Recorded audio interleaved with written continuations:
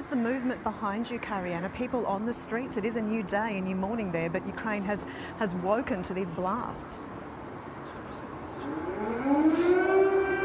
You might be able to hear that siren now, actually. So as well as the explosions, we've got a siren that has just started. It's been a really surreal morning, actually, because you can imagine Ukrainians are very frightened and being woken by these blasts. But at the same time, when you look out, there's still the typical amount of cars on the street. No one seems to be rushing away. There's certainly not a mass evacuation here at the moment, but this siren has just begun. We've also heard the bells tolling at St Michael's Golden Dome Orthodox Church, and that was going to be done when Russia invaded Ukraine. So the movement is starting to pick up as we speak.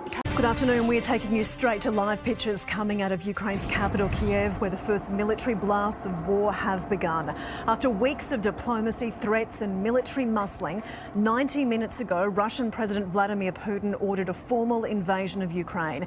There are already reports of hundreds of casualties. Our Europe correspondent Karianne Greenpank is in Ukraine's capital, Kiev, where it's 7 a.m. Those missiles have been echoing now for the last 90 minutes. Karianne, good morning to you. Take us through what you've seen and heard as the sun has come up.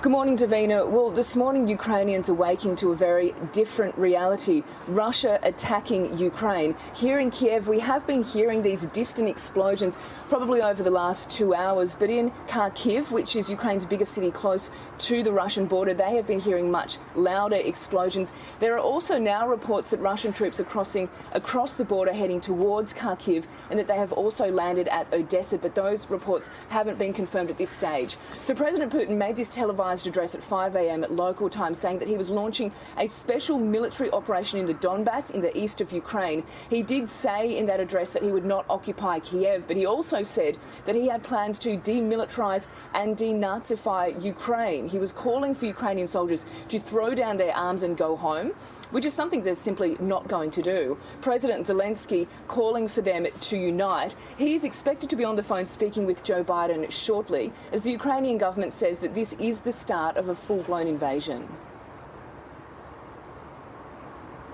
I have only one thing to say from the bottom of my heart.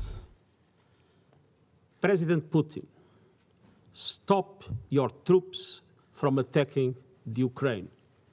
Give peace a chance. Tonight, we're seeing the Russians close airspace, move troops into Donbas, and move forces into combat-ready positions. This is a perilous moment, and we're here for one reason and one reason only: to ask Russia to stop, return to your borders, send your troops and your tanks and your planes back to their barracks and hangars.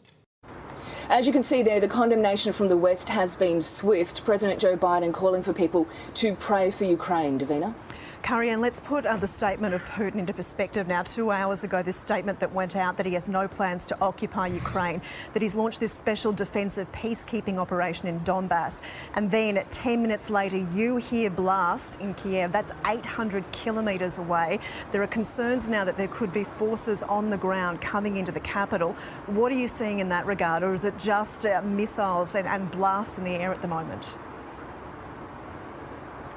Well, there are a lot of unconfirmed reports coming out, but just a few moments ago, Russia's defence ministry said that these explosions that we have been hearing is Russia targeting military targets, not specifically targeting civilians. But again, we're also hearing reports of this possibility of a lot of casualties starting to emerge.